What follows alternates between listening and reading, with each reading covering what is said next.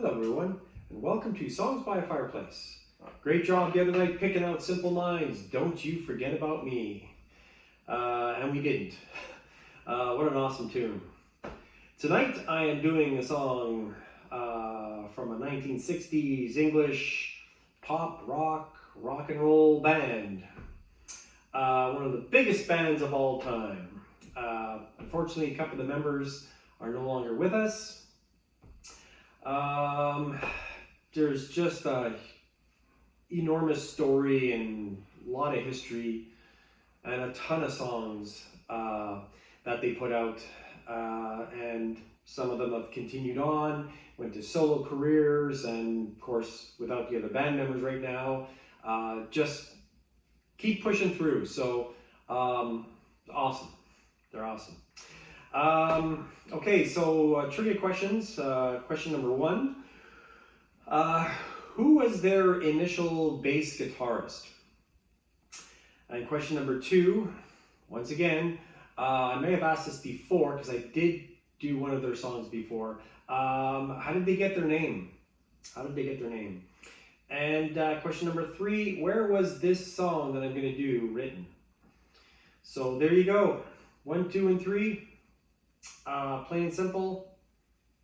So without further ado, let's get to the song.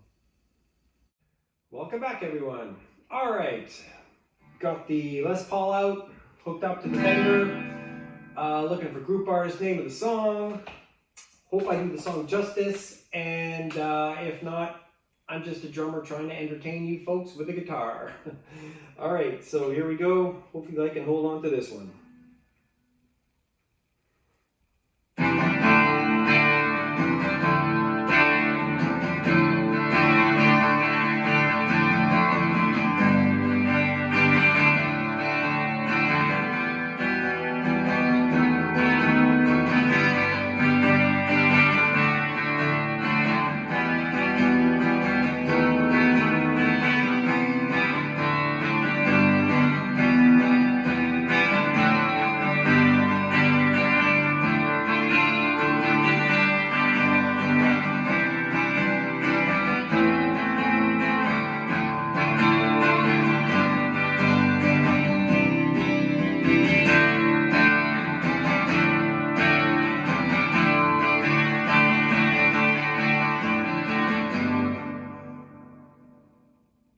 That's it, that's all you get.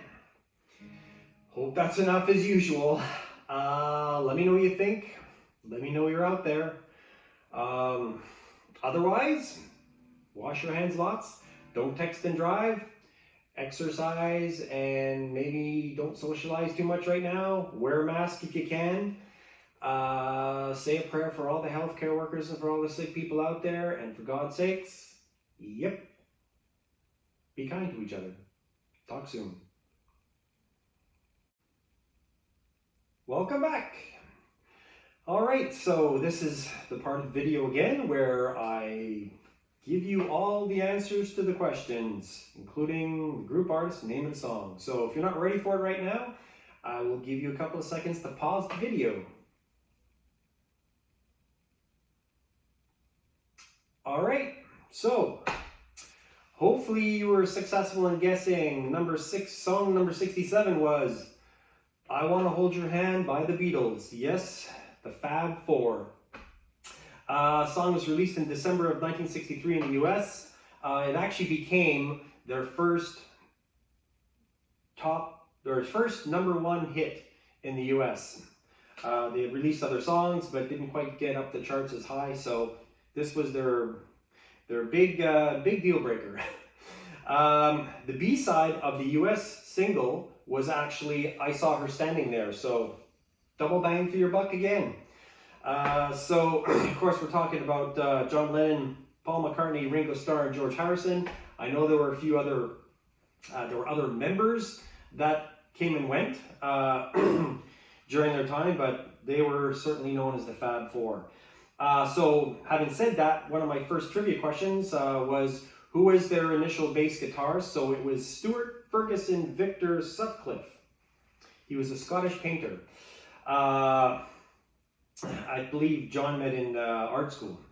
So yeah, there you go. He was one of the he was the considered, I guess, the initial bass guitarist. Boy, any of these guys that were in the band at one point, you gotta wonder how they feel nowadays, eh? Anyhow, question number 2 was how did they get their name? So John and Stuart loved Buddy Holly and the Crickets, and thought about, what other insect names can we come up with? So they came up with the Beatles, like the Beatles, like crawling beetles. And later on, John changed the spelling to Beatles, the Beatles, after the word the beat. So there you go. Question number 3 was, where was the song written?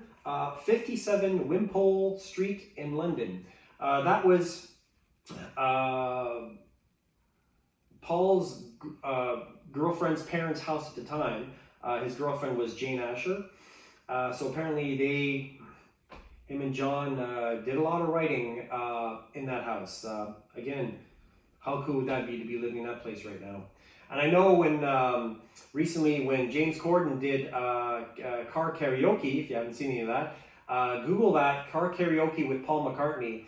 And of course he's in Liverpool and he's going through the area in the town, and they actually stop at a house that Paul lived in and knocked on the door, and the lady was like just flabbergasted to see them, and they went in there and walked through the rooms and kind of spoke about what he did there, and I wrote this song here and whatever. And how cool is that? Like, how cool is that to own a house like that? What can I say? What else? So yes, unfortunately, John Lennon and George Harrison are no longer with us. John was killed in December of 1980 at the age of 40 years old. Very sad story there. George Harrison died of lung cancer back in November 2001. He was 58 years old. So again, and this was 2 years after he survived apparently a knife attack in one of his homes. So really sad. So John's son, Julian, I always thought sounded so much like John and looked so much like John. I had almost prayed at that time that Julian would have got together with the rest of the Beatles at the time and just toured. I mean, I'd give anything to go see them at that point. I'm sure it would have worked out well. Kind of like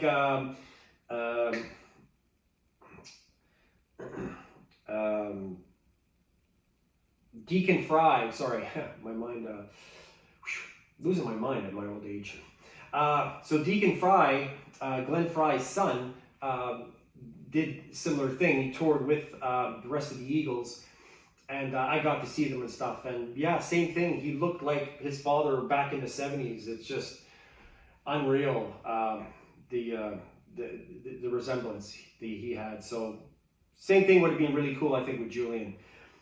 George Harrison, his son actually, and I forgive me for not remembering his name, but when they did a tribute a year, I believe, after George's death, he was on stage with all the huge acts, including Paul and Ringo, and all huge bands and other artists doing covers of his songs. And he was on stage playing, and boy, did he look like George too when he was young. It's just something else, really something else.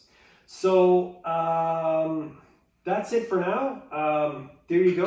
The Beatles, I want to hold your hand. Hope you enjoyed it. I really appreciate everyone kind of still commenting and playing along and listening. Even if you don't want to do the trivia, listen. Let me know you're out there.